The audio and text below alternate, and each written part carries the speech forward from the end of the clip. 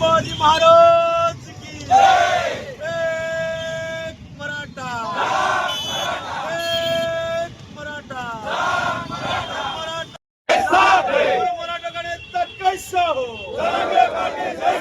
OBC का नेता कैसा हो, ओबीसी का नेता कैसा हो।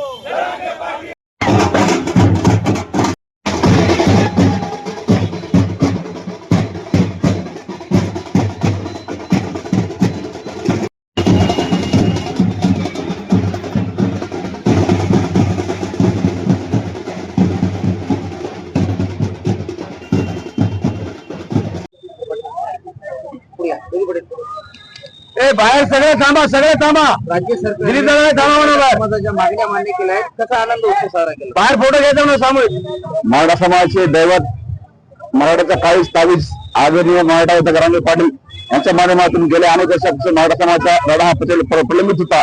परंतु आदरणीय मराठा गरांगे पाटीलच्या माध्यमातून त्यांनी मराठा समाजाला एक मोठ्या प्रकारचा निर्णय देऊन न्याय दिला आहे. त्या माध्यमातून सर्व क्षेत्र मराठा समाजाच्या वतीने नांदेड येथील सर्व परिषदेच्या माझ्या पुतळ्याजवळ मोठ्या प्रमाणात सर्व क्षेत्र मराठा समाजाच्या वतीने मोठ्या आनंदात उत्साहात गुलाल देऊन आम्ही जल्लोष निर्माण केलेला आहे आणि उद्या असा गुलाल उधळला आहे.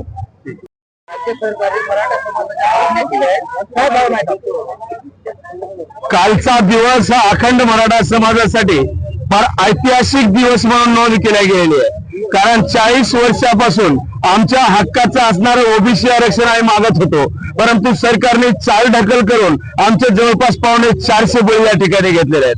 परंतु संघर्ष योद्धा मनोजदादा जरांगे पाटील यांच्या रूपानं आज मराठा समाजाला एक देव मिळालेला आहे आणि त्यांच्या उपोषणाने काल मराठा समाजाचा मराठवाड्यातील मराठा समाजाचा समावेश हा ओबीसी मध्ये झाल्यागत आहे.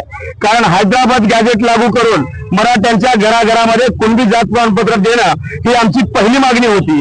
ती शासनाने तात्काळ मागणी करून मान्य करून तात्काळ GR सुद्धा काढलेला आहे. आमची दुसरी मागणी होती की हैदराबादसह सातारा गव्हर्नमेंटचं गॅजेट सुद्धा तुम्ही लागू करावं, पण सरकारने 1 महिन्याचा कालावधी त्या ठिकाणी मागून घेतला आणि मराठ्यांनी मुदळ मनाने 1 महिन्याचा कालावधी त्यांना दिला. आंतरवालीसह महाराष्ट्रातील तमाम मराठा बांधवांवर जे खोटे गुन्हे दाखल झालेत ते तात्काळ गुन्हे मागे घेण्याची प्रक्रिया येत्या 8 दिवसामध्ये शासन पार पाडणार आहे. महाराष्ट्रामध्ये मराठा आरक्षणासाठी हुतात्मा गेलेल्या किंवा बलिदान दिलेल्या बांधवांच्या घरी 10 लाखाचा धनादेश आणि शासकीय नोकरी देण्याचं आश्वासन राज्य सरकारने दिलं होतं. त्याची पूर्तता येत्या 8 दिवसामध्ये राज्य शासनाच्या मार्फत केली जाणार आहे. यासह विविध 8 मागण्या या राज्य सरकारच्या कानावर आम्ही निवेदनामार्फत दिल्या होत्या. त्या पूर्णतः मागण्या तत्वतः मान्य करण्याचं काम या राज्य सरकारने केलंय. म्हणून मनोजदादा जरांगे पाटील यांच्या नेतृत्वाखाली कालचा लढा आमचा यशस्वी झाला असं म्हणायला हरकत नाही.